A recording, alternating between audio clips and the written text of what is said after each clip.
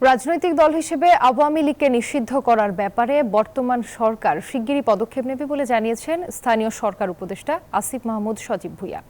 শুক্রবার বাসসকে দেওয়া একান্ত সাক্ষাৎকারে তিনি কথা বলেন, জানান ৫ আগস্টের পর সৃষ্ট জন আকাঙ্ক্ষা পূরণই সরকারের মূল লক্ষ্য হওয়া উচিত। বিএনপির পক্ষ থেকে আওয়ামী লীগ নিষিদ্ধের যে দাবি উঠেছে তা সাধুবাদযোগ্য। বলেন, বিচারিক প্রক্রিয়ায় স্বাভাবিকভাবেই জুলাই আগস্টের গণহত্যার সঙ্গে স্বৈরাচার আওয়ামী লীগের সম্পৃক্ততা প্রমাণিত হওয়ার কথা।